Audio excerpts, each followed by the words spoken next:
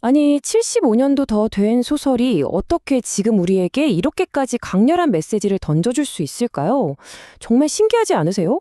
오늘 우리가 함께 이야기해 볼 작품은요, 바로 알베르 카뮈의 페스트입니다. 이 소설 속으로 한번 깊숙이 들어가서 그 답을 같이 찾아보시죠. 자, 여러분, 한번 상상해 보세요. 만약에 내가 살고 있는 도시가 갑자기 완전히 봉쇄된다면 여러분은 어떻게 행동하시겠어요? 도망치시겠어요? 아니면 그냥 기도만 하고 계실 건가요? 그것도 아니면 맞서 싸우시겠어요? 이게 바로 소설 패스트가 우리 모두에게 던지는 아주 근본적인 질문입니다. 위기라는 거울 앞에 섰을 때 비로소 드러나는 우리의 진짜 모습, 지금부터 함께 들여다보겠습니다. 네, 페스트라는 작품을 제대로 이해하려면요, 이걸 쓴 작가, 알베르 카뮈라는 사람과 그의 핵심 철학에 대해서 먼저 좀 알아봐야겠죠. 카미의 삶을 좀 들여다보면요. 와, 정말 순탄치가 않았어요. 태어나자마자 아버지가 1차 세계대전에서 돌아가셨고요. 지독한 가난에 시달렸죠. 게다가 젊은 나이에 결핵까지 앓으면서 교수라는 꿈도 접어야 했습니다. 그러니까 이런 개인적인 고통, 상실의 경험이 그의 철학, 그러니까 세상을 부조리하게 바라보는 그 독특한 시각의 뿌리가 된 겁니다. 자, 그럼 그가 말하는 부조리가 대체 뭘까요? 이게 바로 카뮈 철학의 핵심인데요. 아주 간단하게 말해서 이런 거예요. 우리 인간은 살면서 끊임없이 내 삶의 의미는 뭘까? 하고 묻잖아요. 근데 세상은 대답이 없어요. 그냥 침묵할 뿐이죠. 바로 이 간극, 의미를 찾으려는 인간과 침묵하는 세계 사이에 이 좁혀지지 않는 충돌, 이게 바로 카뮈가 말하는 부조리입니다. 그리고 그의 모든 작품은 바로 이 지점에서 시작돼요. 카미의 생각은 시간이 지나면서 점점 더 깊어집니다. 그의 대표작 이발인에서는 그래, 인생은 부조리해 라고 그냥 딱 선언하는 데서 그쳤다면요. 오늘 우리가 볼 패스트는 거기서 한 걸음 더 나아갑니다. 좋아, 부조리한 거 알겠어.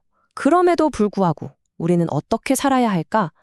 여기에 대한 카뮈 자신의 대답을 담은 작품이라고 할 수 있는 거죠. 자, 그럼 이제 본격적으로 소설 속으로 들어가 볼까요? 이 깊은 철학이 오랑이라는 해안 도시에서 과연 어떻게 이야기로 펼쳐지는지 한번 따라가 보겠습니다. 이 끔찍한 재앙은요, 무슨 천둥 번개처럼 거창하게 시작되지 않아요. 모든 게 아주 사소한 일에서부터 시작됩니다. 4월 16일 어느 날 아침, 의사인 유해가 자기 집 계단에서 죽은 쥐 한 마리를 발견하는 거죠. 그냥 그게 다였어요. 너무 사소해서 그냥 지나치기 쉬운 그런 불길한 신호였죠. 그런데 이게 웬걸요. 며칠 지나지도 않아서 죽은 쥐들이 온 도시에서 쏟아져 나오기 시작합니다. 그 수가 하루에만 무려 8천 마리예요. 8천! 아직 사람은 한 명도 죽지 않았는데 도시는 이미 보이지 않는 죽음의 기운에 서서히 잠식당하고 있었던 겁니다. 근데 이 와중에도 관료들은 이걸 패스트라고 공식적으로 발표해야 하나 말아야 하나 단어 선택을 가지고 우물쭈물하고 있었어요. 그때 의사 리웨가 딱 잘라 말하죠. 지금 중요한 건 어휘의 문제가 아니라 시간의 문제입니다. 이름도 모를 공포 앞에서 그는 지체 없이 행동해야 한다고 외쳤던 겁니다. 그리고 결국 담국도 더는 버티지 못하고 도시를 완전히 봉쇄해버립니다. 성문은 굳게 닫혔고 오랑시의 모든 주민은 한순간에 죄수가 되어버렸죠. 단순한 전염병 사태가 이제는 누구도 벗어날 수 없는 유배라는 공동의 운명이 된 순간이었습니다. 자, 이렇게 꼼짝없이 갇혀버린 절망적인 현실 앞에서 사람들은 저마다 다른 얼굴을 보여주기 시작합니다. 그중에서도 아주 대표적인 3명의 인물이 있는데요. 이들을 통해 재앙에 맞서는 인간의 다양한 모습을 한번 들여다보겠습니다. 딱 3가지 요형으로 나뉘죠. 첫째, 의사 리웨. 그는 그냥 의사니까 이게 자기 직업이니까 패스트와 싸웁니다. 그에게 이건 정직함의 문제예요.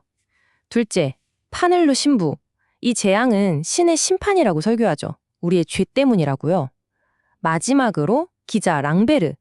그는 이 모든 상황이 그저 자신의 행복을 방해하는 귀찮은 장애물일 뿐입니다. 어떻게든 여기서 탈출해서 연인에게 돌아가는 게 유일한 목표죠. 여러분이 하면 이 셋 중에 누구와 가장 비슷할 것 같으세요? 특히 파넬로 신부는 강단에 서서 이렇게 외칩니다. 여러분은 이 재앙을 당해도 마땅합니다. 왜 이런 말을 했을까요? 이 극도의 혼란 속에서 사람들은 어떻게든 이유를 찾고 싶어 하거든요. 그의 설교는 공포에 질린 시민들에게 아주 명쾌하지만 동시에 너무나 잔인한 답을 내려준 셈이죠. 그런데 말이죠. 이 모든 생각들, 즉, 이건 내 의무야 라든지 이건 신의 심판이야 같은 그런 간단한 설명들을 한순간에 무너뜨리는 끔찍한 사건이 하나 벌어집니다. 그리고 이 사건이 이야기 전체의 흐름을 바꿔놓는 결정적인 전환점이 되죠. 바로 아무 죄도 없는 어린아이가 패스트에 걸려 너무나 길고 고통스럽게 죽어가는 모습입니다. 정말 이 장면은 소설을 통틀어 가장 가슴 아프고 강력한데요. 주인공들은 그 어떤 거창한 철학이나 굳건한 신앙으로도 도저히 설명할 수 없는 이 순수한 고통 앞에서 그저 속수무책으로 서 있을 수밖에 없었습니다. 이 참혹한 광경을 본 뒤 리웨가 파넬루 신부에게 던지는 이 한마디가 정말 심장을 후벼 팝니다. 저는 죽는 날까지 어린아이들이 이렇게 고문당하는 이 세상을 사랑하기를 거부할 겁니다. 이건 그냥 신이 있냐 없냐의 문제가 아니에요.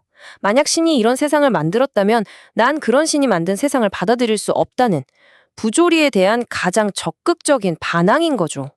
바로 이 순간 그토록 오랑시를 탈출하고 싶어 했던 기자 랑베르에게 드디어 기회가 찾아옵니다. 이제 떠나기만 하면 사랑하는 연인을 만날 수 있어요. 그런데 그는 망설입니다. 그리고 스스로에게 묻죠. 나 혼자만 행복한 거, 이거 혹시 부끄러운 일 아닐까? 그리고 그는 남습니다. 탈출을 포기하고 남아서 사람들과 함께 싸우기로 결심하죠. 바로 이 선택의 순간에 개인의 행복을 넘어서는 연대가 탄생합니다. 이 소설의 심장이 뛰기 시작하는 순간이죠. 이제 사람들이 하나둘씩 모이기 시작합니다. 외부에서 온 타로라는 인물이 제안해서 만들어진 자원보건대. 서기인 그랑도 참여하고 심지어 아이의 죽음을 보고 충격을 받은 파늘루 신부도 합류합니다.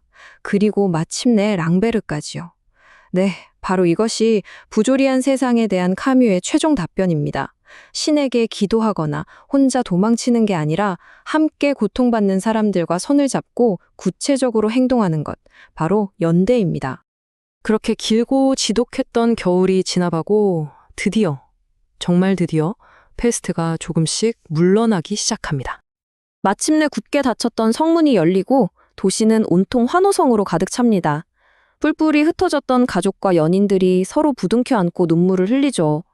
기나긴 유배가 끝나고 그토록 그리워했던 일상이 아주 잠시나마 돌아온 겁니다.